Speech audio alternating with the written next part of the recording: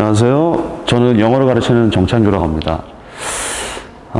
저희가 절대평가 세대지 않습니까? 그래서 영어를 멀리 했던 것도 사실이고, 어떻게 보면 최소한의 노력으로 최대치를 기대하기도 하죠. 그리고 그것은 뭐 중학교 때까지는 꽤 또 잘 먹혔어요. 근데 설명회들 다녀보시면, 고등학교 때는 그게 택도 없다, 뭐 이런 말씀 많이 들어보셨을 건데, 저는 그 원인, 그리고 제가 생각하는 해결책을 좀 제시하고 싶어요. 그러니까 여러분이 들으시면서 우리 애가 어떤 케이스구나, 요거를 조금 판단해 보시길 바라고요. 먼저 이제 명제로 세워야 될 게 뭐냐면, 단순화시켜서 학생들은 절대평가 세대임에도 불구하고 꾸준하게 영어에 노출된 학생들도 있어요. 심지어 뭐 예를 들면 학습지를 풀어본다든지, 뭐 혼자서 책을 많이 읽는다든지, 뭐 어학원을 다니면서 뭐 모의고사, 탭스 뭐 이런 거 풀어본다든지, 뭐 심지어 뭐 디베이트도 하는 애들도 있고. 이 학생들은 영어를 좀 언어로 인식하는 편이고, 그 다음에 학교에서 예를 들면 투부정사 같은 거 배우면 요거를 먼저 이해해보고 그 다음에 선택적으로 암기하는 걸 좋아해요. 그러니까 이거 언어로서 받아들인다 이거죠. 그리고 얘네들은 한 제가 보기에 15%에서 20% 정도 되는 것 같아요. 요새 현장에서 하다 보면. 이 학생들은 이해가 기반이 되기 때문에 상대적으로 지식이 많이 보유되는 편입니다. 반면에 그렇지 못한 학생들, 뭐 초등학교 때 영어를 좀 해보다가 중학교 때 뭐 내신학원만 다닌다든지, 혹은 혼자서 해본다든지, 혹은 상황에 맞게 자기가 좀 쉬고 뭐 수학이나 과학에 집중했던 학생들, 그게 이제 나머지 학생들인데요. 얘네가 이제 지금 취약 대상 중인, 영어가 취약한 학생들입니다. 얘네들은 어떤 느낌이냐면, 일단은 이해하는 게 되게 고역이에요. 우리가 좀 공감을 해보면, 헬스장에서 우리가 PT를 받지 않습니까? 그러면 뭐 견갑골을 열어라, 뭐 협력근을 이용해라, 뭐 이런 용어를 써요. 저는 그냥 근육을 키우고 싶은데 이 사람은 자꾸 저한테 전문 용어를 얘기한다 이거죠. 그러니까 그거를 이해하기보다는 나는 그냥 근육 키우고 싶어요. 그럼 PT 선생님이 그렇게 하면은 원리가 이해가 안 되니까 나중에 혼자서도 운동 못 한다. 난 그냥 근육만 키우고 싶다. 뭐 이런 느낌이에요. 용어를 쏟아내니까 그거를 이해하기보다는 그냥 본문 암기하는 것에 치중하거든요. 이 학생들은 보통 이해하지 않고 몰아서 또 암기하는 경향이 있어요. 그러니까 그 지식이 보여준다기보다는 모래알처럼 흩어져서 나중에 다 사라지는. 이게 실력 차이가 우리가 눈으로 볼 수는 없는데 실력 차이가 계속 벌어지고 엄청난 스펙트럼을 갖게 돼요.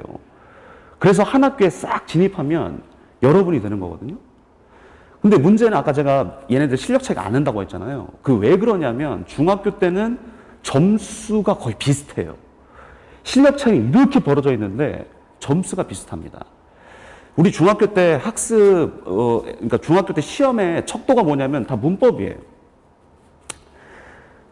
문법은 미리 알려준 정보만 시험에 나왔습니다. 그렇기 때문에 이해가 없어도 본문 암기만으로 성공했을 수 있어요. 어휘도 마찬가지고요. 독해는 중학교 지문들은 대부분 다 설명문 아니면 기행문이니까 생각을 많이 요구하지 않아요. 그러니까 생각과 판단을 하지 않고 그냥 본문 암기로 다 해결이 가능했단 말이죠. 그러니까 점수 차이가 크게 안 나는데 실력은 크게 벌어진 상태에서 이제 고등학교 때 어떤 일이 벌어지느냐. 고등학교는 키워드가 이제 문법이랑 어휘입니다.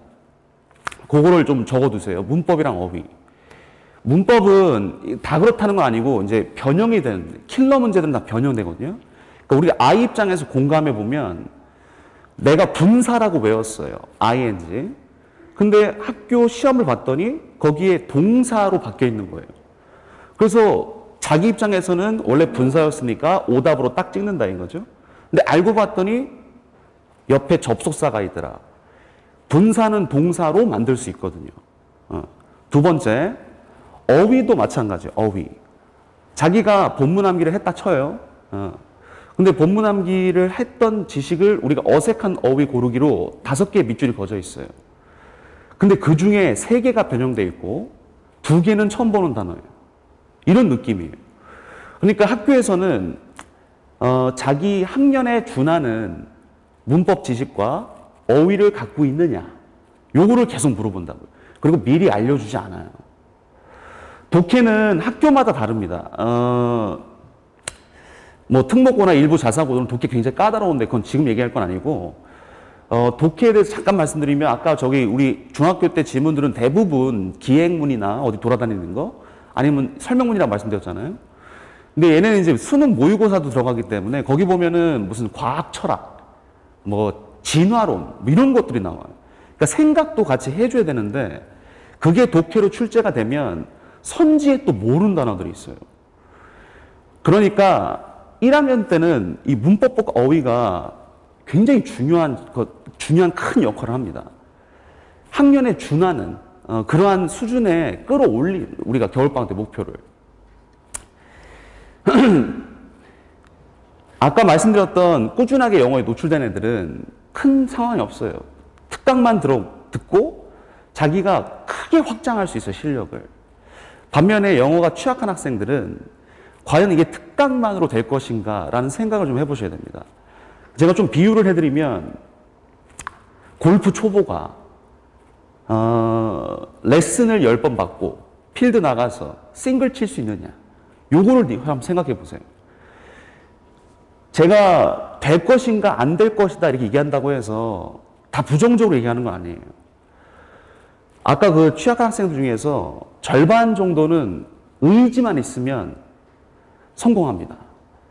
다 성공한다고 말씀드릴 수는 없는데 의지가 있으면 해결이 돼요. 왜냐하면 여러분, 수학을 제가 엄청난 시간을 수학에 투입해서 산출되는 점수가 비례한지 한번 생각해 보시고, 영어도 똑같이 산출 대비 내가 얼마만큼 투입 때 얼마만큼 산출되는지 한번 생각해 보시면 영어가 훨씬 좋아요. 영어가 과목들 중에서 투입 대비 산출비가 되게 좋습니다. 그러니까 의지만 있으면 할 수 있어요. 근데 의지라는 게 참 어려운 게 점수 맛을 봐야 되거든요. 그러니까 예를 들어드리면 예비 고1 때부터 지금까지 저랑 같이 공부하는 학생이 있는데, 그 학생은 단 한 번도 단어를 암기하지 않았고 숙제도 거의 하지 않았어요. 근데 1학기, 그러니까 1학년 1학기 중간고사 끝나고 시험지를 같이 분석하는데 틀린 문제를, 얘가 80분대 초반에 맞았는데 틀린 문제들을 같이 분석해 보니 시간이 2시간만 더 주어져서 공부했다면 다 맞출 수 있는 거예요.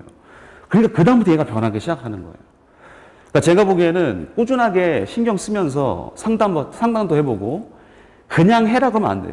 방향을 제시해야 돼요, 방향을 제시하고, 그 다음에 점수 맛을 좀 보게끔 시험 끝나면 계속 상담을 해주면 얘가 점점점 변하더라 이거죠. 그래서 방향을 좀 제가 한번 제시를 해볼게요. 어휘는, 암기해라 그러면 애들 되게 부담 느낍니다. 그러니까 이제 읽어라. 근데 그 읽는 것이 노출과 반복을 목표를 잡고 읽는 거예요. 노출이라고 하는 것은 어떤 효과가 있냐면, 저희가 모의고사 같은 거 풀 때 아이들이 모르는 단어가 나오면 못 풀잖아요. 근데 어휘집을 선정해서 계속 노출시키면 어느 순간 이 단어 내가 본 단어인데 요게 되게 좋은 거예요. 그러면 이제 그게 궁금해지기 시작하거든요. 그리고 반복한다는 것은 계속해서 반복을 시키는데, 읽는 걸로 반복을 시키는데, 대신 조심해야 될 게 단어랑 뜻만 보면 안 돼요. 단어랑 뜻만 제공하는 게 이제 학원들인데, 학원들에서는 뭔가 좀 보여주기식, 그러니까 한꺼번에 많은 걸 암기한다, 뭐 150개, 200개 이렇게 암기한다, 그렇게 하려면 단어랑 뜻만 주거든요. 근데 그렇게 하면 되게 좀 안 좋은 게 뭐냐면, 일단 예문을 안 보고 아이들이 뜻만 암기했을 때 첫 번째 예시, 능가하다, 증가하다, 이거 구분을 못 해요. 주어가 증가한다랑 주어가 목적어를 능가한다, 뛰어넘는 거랑 구분이 안 돼요, 얘네들. 그냥 올라간다로만 이해해요.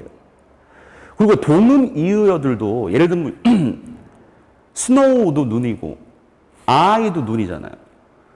그러니까 어떤 애가 저한테 송장이란 단어를 보고 이게 시체인가요? 라고 물어봐요.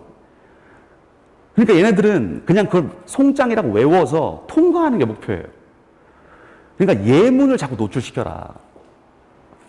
제가 특강할 때는 어떻게 이제 이걸 부스팅 하냐면, 죄송합니다. 파생어도 이거 시험에 되게 잘 나오거든요. 그러니까 수능에는 파생어가 척도가 아닌데, 내신 때는 파생어가 되게 많이 나와요. 그러니까 어휘집을 선정할 때는 예문, 뜻, 파생어, 이렇게 있는 게 제일 좋은 어휘집이고, 제가 이거를 이제 특강 때 할 때는 아이들이 이제 이렇게 방법을 알려주고, 그 다음에 이제 암기를 해옵니다. 그러면 명사들은 다 뜻 쓰는 거예요. 뜻 쓰기는 명사에만 해당되는 거고, 동사나 형용사는 이렇게 빈칸 넣기라는 거예요.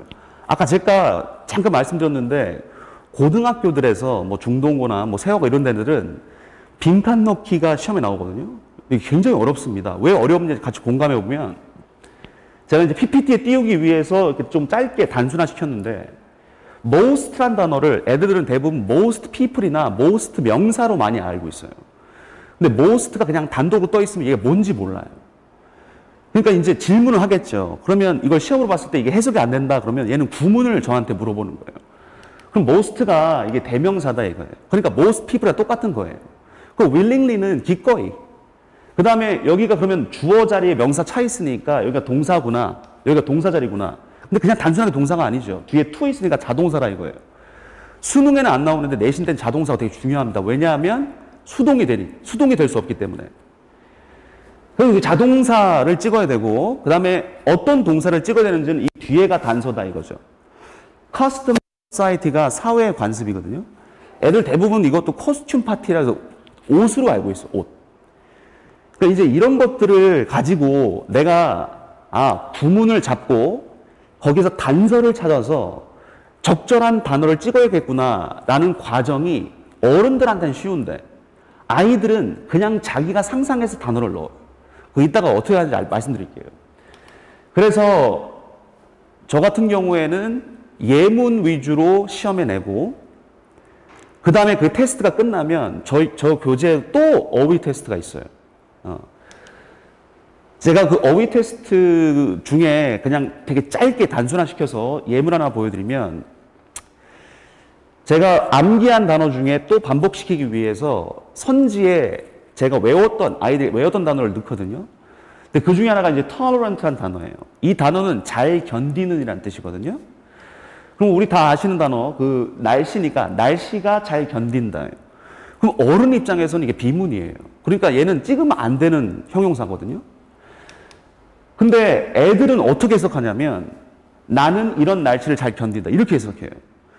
그러니까 요새 아이들의 습성이 이게 흐름 위주로 보기 때문에 한 문장을 이렇게 주잖아요. 그러면 자기가 아는 단어들을 조합해서 모르는 부분들을 채워 넣어요. 이게 구문이 안 되다 보면 글이 안 보이고 자기 마음대로 생각하게 되고 그러다 보니까 독해가 안 되는 거예요. 그래서 정확한 구문과 그 다음에 어떤 단서를 갖고 찍어야 되는지 이런 것들을 단어를 계속 반복시키면서 하는 거죠. 그리고 이제 당연히 여기 왔으니까 이제 단어를 확장해야 되지 않습니까? 그래서 예를 들면 generate 같은 데가 고1 단어예요. 그럼 generation이라는 단어가 아이들이 못 암기한다. 그럼 제가 이제 설명해 주는 거죠. 그 예전에 하이드로젠이라는 단어, 수소란 단어가 이거 다 알아요. 초창기에 화학이 싹 틀 때 이거는 water producer이라고 불렀어요. 물을 만드는 것. 근데 이름이 너무 허접하니까 그리스어, 물, 하이드로, 그 다음에 gene, 탄생. 요거를 조합해서 하이드로젠을 만들었다 이거죠. 그러니까 어원이 gene이기 때문에 generation이라는 것도 탄생의 의미겠구나. 요거를 알려주는 거예요. 그리고 이제 고2 단어 중에 engender이라고 있어요. 요것도 같은 어원이다.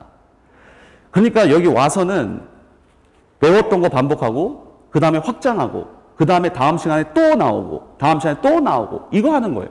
그러니까 단순하게 누적 암기 이런 것보다는 계속해서 이걸 노출시켜주는 효과를 제가 하려고 노력합니다. 그 다음에 이제 문법. 문법은 애들 입장에서 공감해 보면 그냥 어두운 방에 초 몇 개 켜져 있는 거예요. 이게 뽀예요, 다.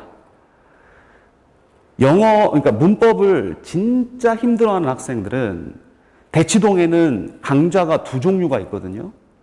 중학교 때 내신 스타일대로 총정리하는 반들이 많아요. 그거 수강하시면 돼요. 어떻게 구분하냐면 그냥 그 교재만 봐도 알아요. 교재 보면 뭐 두 문장을 합쳐라, 뭐 분사 구문으로 만들어라, 혹은 뭐 용법 다른 거 골라라. 이런 식으로 중학교 여러분 그 내신 시험지 보시면 문제들 우리가 흔하게 볼 수 있는 것들로 이루어져 있는 거예요. 얘네들은 문법을 그냥 중학교 때 걸로 총정리하는 거예요. 저 같은 사람들은 이제 어떻게 하냐면 이제 이 밑에 부분인데 중학교 지식을 가지고 고등학교 시각으로 옮기는 작업을 하는 거예요. 이론 설명해 주고 그 이론 때문에 이렇게 문제가 나오고 그 다음에 이렇게 문제가 나왔을 시에는 어떤 과정을, 어떤 사고 과정을 거쳐서 문제를 맞추는 것이다. 그리고 얘는 해석을 어떻게 하는 것이다. 구문까지 한다고요. 애들이 두 문장 합치기 이런 거 되게 잘해요. 근데 두 문장을 합쳐놓고 해석을 못해요. 그러니까 저는 이론 설명하고 합친 다음에 그거를 설명하는 역할을 한다. 그래서 문법은 혼자 하기는 좀 힘들 수 있다. 못한다면. 독해는 경험이 되게 중요합니다. 독해는 언어력과 비례하거든요. 그러니까 독해를 제대로 배우면 국어의 비문학도 잘 풀어요. 그리고 혼자서 만약에 이제 언어력이 뛰어나면 다양한 경험을 해보면 돼요. 자기의 수준에 맞는 모의고사를 많이 풀어본다든지, 뭐, 시중에 있는 것은 탭스랑 토플밖에 없으니까 풀어볼게. 뭐 이런 식으로 풀어본다. 뭐 이런 것들 가능한데, 저 같은 경우에는, 이게 좀 글씨가 작아서 보일지 모르겠지만은, 그냥 언어력이 없는 상태에서 문제풀이만 많이 하면, 수학에서 공식 없이 문제풀이하는 거 거의 비슷하거든요. 이제 독해 이론을 알려주는 거예요. 독해론. 그래서 첫 번째, 이거 잘 안 보이시겠지만은, 문장 단위의 정확한 꼼꼼한 해석은 필수다. 이거는 이제 구문 어휘 얘기하는 거고, 터픽이 무엇이냐, 터픽이란 무엇이냐. 우리가 그 영화 애니메이션 중에 겨울왕국이라고 있어요. 겨울왕국을 너무 재밌어하고 줄거리도 다 꿰뚫고 있어요. 근데 주제가 뭐야? 그럼 몰라요. 그러니까 그거 작업하는 거예요. 그 다음에 터픽을 가지고 만든 단락, paragraph라는 건 무엇인가? 그 다음에 터픽 센텐스랑 메인 아이디어는 어떤 차이를 갖고 있는가? 그 다음에 여기 대용어라고 되어 있는데 이 대용어라고 하는 것은 내신에서는 서술형으로 많이 나오거든요. 영어는 반복하는 걸 싫어해요. 그러니까 전문가가 쓰면 쓸수록 되게 멋진 표현들로 말을 바꾼단 말이죠. 그러니까 학교에서 싹 메꿔놓고 이게 무엇을 지칭하는가 이런 게 이제 서술형으로 많이 등장하는데 얘는 수능에서도 엄청 많이 나옵니다. 대용어. 이게 어떤 기분이냐면 제가 예시로 써놓은 게 이제 오바마인데 주인공이 오바마였어요. 근데 제가 an American politician이라고 미국 정치인이라고 단어를 다음 줄에 바꿔버리면 아이들 입장에서는 터픽이 두 개가 되는 거예요. 주인공이 두 명이 되는 거죠. 그러니까 오바마가 얘랑 똑같은 것인가? 궁금해한다고요. 그러니까 대용어는 되게 중요하고 그 다음에 여기 structure라고 되어 있는데 영어는 이미 옛날에 그리스인들, 아리스토텔레스 같은 사람들이 영어 글쓰기의 기본 틀을 만들어 놨어요. 논제를 제시하고 뒷받침을 얘기하고 주제 얘기한다. 그 틀은 변함이 없어요. 그러니까 거의 대부분 좋은 글은 양보할식입니다. 그러니까 이러한 틀을 같이 배우고 그 다음에 이제 밑에 보면 이제 전개 방식이라고 되어 있는데 그 세부 내용, 아까 말씀드렸던 논제 제시하고 세부 내용가 어떻게 전개가 되는가. 이런 것들을 알면 왜 빈칸 추론이 첫 번째 문장 혹은 마지막 문장에 뚫리는지도 이해하게 돼요. 매핑은 제가 이제 단락을 요약하는 건데 그거는 뭐 지금 말씀드릴 건 아니고 이게 이제 예시인데 단순화시킨 거죠. 여러분을 위해서. 상위 개념 찾기, 이제 터픽 상위 개념 찾기예요. 그럼 여러분도 풀어보실 수 있습니다. 테이블, 메뉴 뭐 이렇게 있는데 여기 레스토랑이 정답이겠죠? 그럼 식당이 상위 개념이고 나머지는 다 그것의 예시예요. 빈칸 추론의 논리랑 똑같습니다. 빈칸 뚫어놓고 그 다음에 세부 내용을 막 얘기해요. 그럼 그 세부 내용들을 일반화시켜서 빈칸을 찍는 거거든요. 그러니까 그것의 기초를 다지는 거예요. 그냥 막 하는 게 아니다 이거죠. 이론을 갖고 한다 이거죠. 그리고 이제 paraphrasing 해보기 이런 것도 있어요. 그러니까 이제 그냥 단순하게 모의고사 풀이가 아니라 영어를 이론을 가르쳐야 되기 때문에 paraphrasing도 하는 건데 paraphrasing은 이제 문장 바꾸기예요. 한 문장을 정확하게 해석하고 그 정보가 누락되지 않게 말을 바꾼 걸 찍어라. 요게 이제 빈칸 추론의 논리거든요. 논제 얘기하고 뒷받침하고 주제에 빈칸이 뚫려 있으면 그 주제는 논제의 paraphrasing입니다. 그러니까 그 기초를 다지는 거예요. 그래서 결론을 좀 말씀드리면 우리 1학년 되기 전까지 아이들이 USB가 아니니까 그냥 단어 암기 한다고 될 것도 아니고 뭐 문법 한 번 정리한다고 될 것도 아니고 그냥 꾸준하게 해야 될 아이들이 굉장히 많아요. 대신 아까도 말씀드렸지만 투입 대비 산출이 좋은 과목이에요. 그러니까 의지만 있다면 꾸준하게 한다면 1학년 지나갔을 때쯤 역전이 될 겁니다. 그거 제가 너무 무수히 많이 봤기 때문에 확신 드릴 수 있고요. 자기가 맞는 학년에 어휘를 보유하는 것이 고1이라고 해서 고3 단어가 나오지 않아요. 그러니까 고1 정도에서 자기가 갖춰야 될 어휘를 보유한다는 목표를 갖고 꾸준하게 하면 됩니다.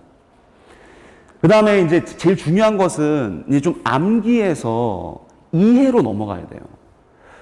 제가 잠깐 예시를 들어드렸는데 여기 암기에만 치중하면 사고가 경직됩니다. 그러니까 학교에서 유연하게 변형시켜서 자기가 실력대로 맞출 수 있는 것들 다 못 맞춰요. 예를 들면 여기에 A는 빨간색, B는 빨간색이라고 지문에 나와요. 선지는 A랑 B다 빨간색, 붉은색 죄송합니다. 그러면 선지에서는 A랑 B가 같다고 할 수 있느냐를 자꾸 물어봐요. 이게 통찰이거든요. 그러니까 암기만 하면 A랑 B는 별개니까 이런 선지 봤을 때 숨을 못 쉰다고요. 그래서 1학년의 목표 문법과 어휘, 보유량 충분하게 자기 학년에 준하는 보유량을 만들기. 요거 기억하세요. 저는 뭐 이렇게 진행하고 있고요. 얘 같은 경우에는 단어 암기, 아까 말씀드렸던 그 예문을 이용해서 단어 암기하고 어휘 문제 풀고 어법은 되게 단순합니다. 어법은 그냥 문제풀이 식이고 독해 문제는 다 이론을 다루고 있어요. 요거 같은 경우에는 똑같이 어휘 암기하고 예문 위주로 그 다음에 예문으로 시험 보고 그 다음에 문법 이론 그 다음에 적용 구문 이렇게 진행돼요. 그래서 뭐 관심이 있으시면 여기 학원에 연락하셔서 문의해 보셔도 되겠습니다. 오늘 제가 준비한 여기까지고 다음에 또 뵙겠습니다. 감사합니다.